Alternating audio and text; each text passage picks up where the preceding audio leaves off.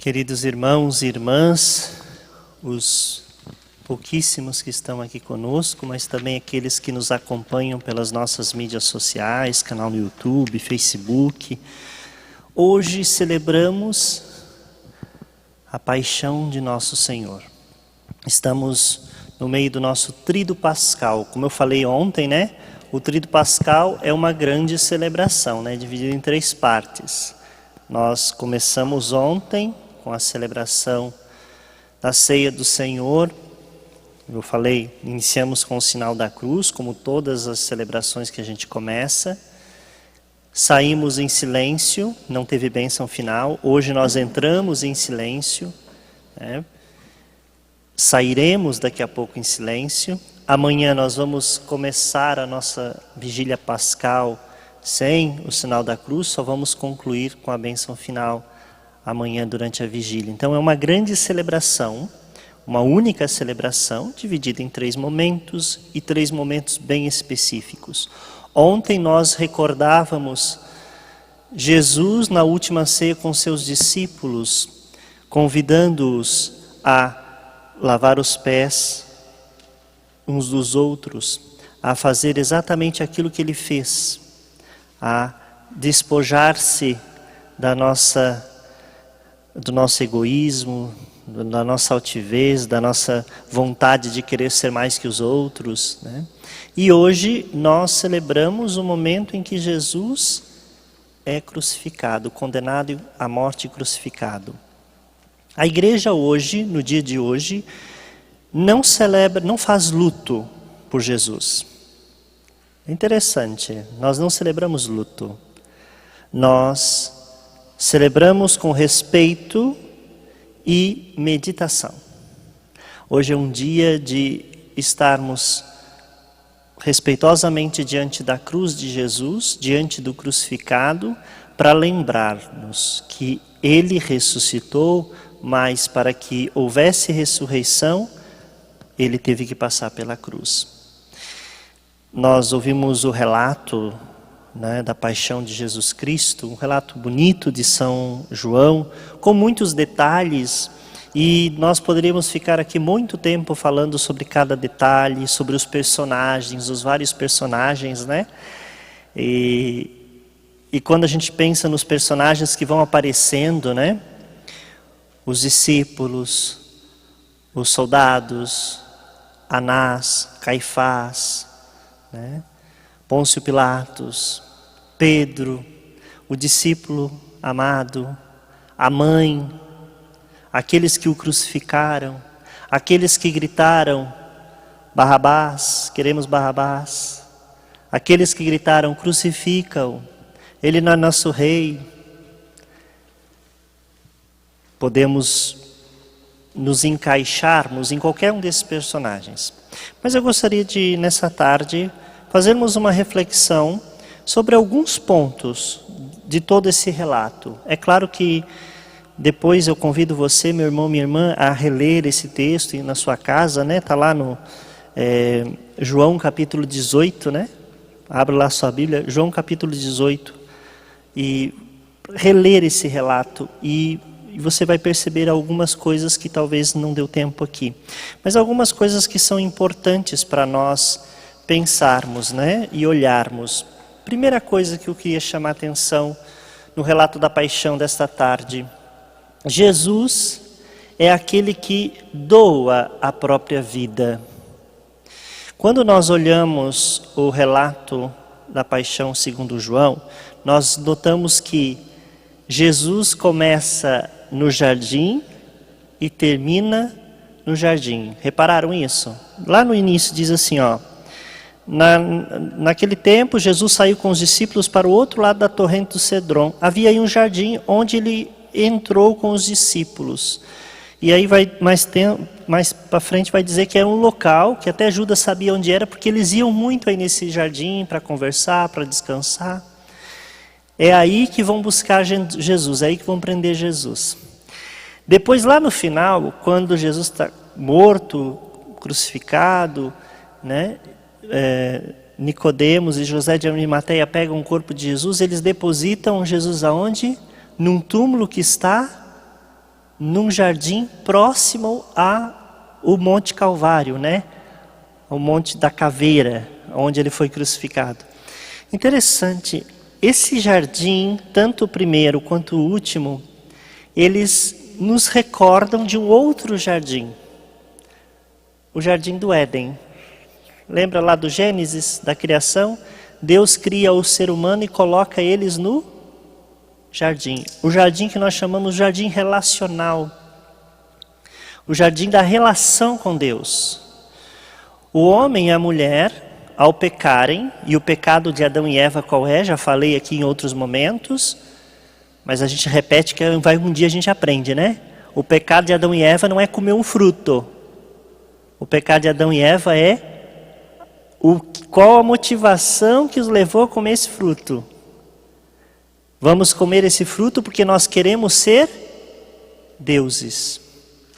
Nós não queremos ser criaturas de Deus. Porque foi essa a proposta da serpente, não foi?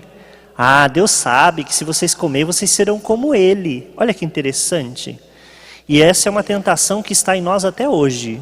Nós às vezes nos comportamos pensando que somos deuses. Só que Deus só existe um. É o nosso Pai, o Criador de todas as coisas. E aí, nesse jardim tem, né, todas as árvores, os frutos, mas tem uma árvore no centro do jardim, e é por meio dessa árvore que entra o pecado, né? É ao comer o fruto dessa árvore que chega o pecado. Por que o Padre está falando isso? Porque aqui, quando João coloca o jardim, ele está tentando nos lembrar que no jardim, nesse jardim, tem uma outra árvore. Só que esta árvore não trará pecado. Esta árvore trará vida. Esta árvore, nós vamos entrar daqui a pouco, eu vou buscar daqui a pouco, é a árvore da cruz, que é erguida, é plantada no jardim, onde o Cristo faz jorrar um fruto novo. O seu sangue e a água que brotam do seu lado aberto nos trazem vida, e vida plena, e vida eterna. E é isso, meus irmãos, que nós precisamos entender. Hoje nós celebramos a morte, mas nós não celebramos a morte simplesmente olhar para ela e nos lamentarmos, que pena o que fizeram com Jesus. Mas a morte de Jesus é consequência de tudo aquilo que ele acreditava. Jesus não foi morto por qualquer coisa. Não foi morto por qualquer bobagem, por qualquer besteira, não. Jesus foi morto por quê? Porque lutou por aquilo que ele acreditava, por aquilo que ele tinha convicção. Ele sabia, eu não posso deixar de fazer a vontade do meu Pai. E é interessante, nós ouvimos o relato da paixão. Quem condena Jesus? Quem pede a morte de Jesus? É gente que tem fé, é gente que diz que acredita em Deus, são os religiosos do tempo de Jesus que pedem a crucificação dele. Interessante nós observarmos esse dado, porque às vezes a gente acha que quem matou Jesus foi gente má, perversa, gente que não tem Deus no coração, gente que respeitava o sábado, que cumpria os mandamentos, gente que batia no peito e dizia, eu faço tudo direitinho, eu chego na hora certa, eu não me atraso para a missa. Claro que eles não tinham missa, são judeus, tinham outro. Mas vamos atualizar, né? Às vezes, meus irmãos, nós somos os religiosos, raivosos, irritados, que queremos a crucificação do Cristo.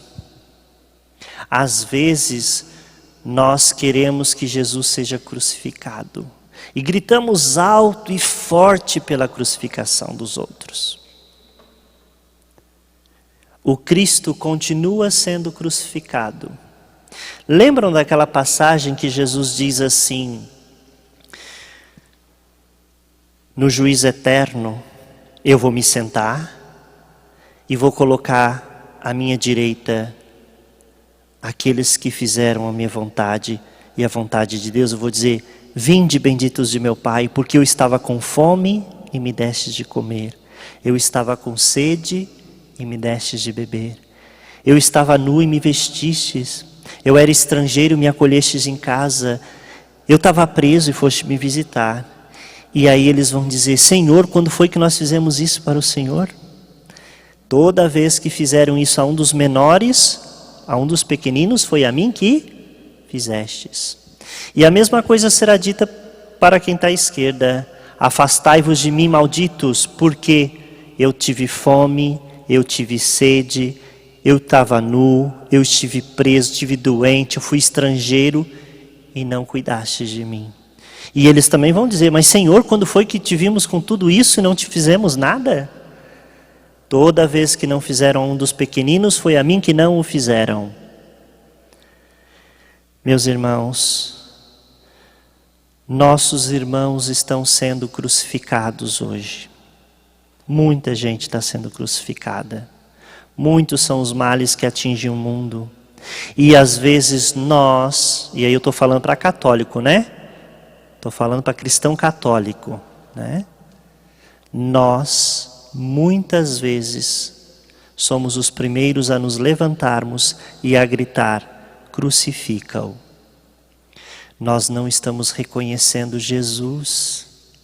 E quando nós não reconhecemos Jesus no outro, nós estamos pecando. E é um pecado mortal não reconhecer Jesus no outro. É um pecado mortal a gente ter esse discurso, né, raivoso em relação às pessoas, em relação àqueles que pensam diferente. É um pecado mortal a gente não perdoar o outro. Eu, como padre, escuto muito isso de nós católicos. Ai, padre, e gente que comunga, viu? Gente que vem à missa todo domingo, entra na fila da comunhão. Ai, padre, eu perdoo, mas não esqueço, não quero nem olhar para a cara. Como que essa pessoa vai ganhar o perdão de Deus se não é capaz de dar aquilo que recebeu? Nós precisamos nos perdoarmos. Nós precisamos estar disponíveis.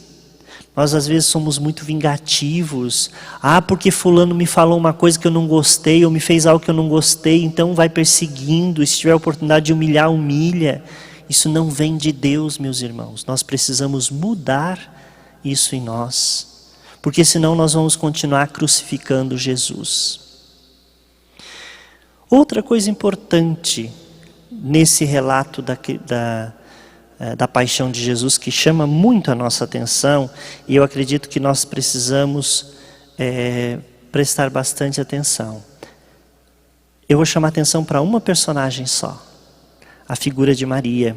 Nós, católicos, né, temos uma devoção especial à Virgem Maria. Maria nos ensina algo importante nessa tarde, meus irmãos.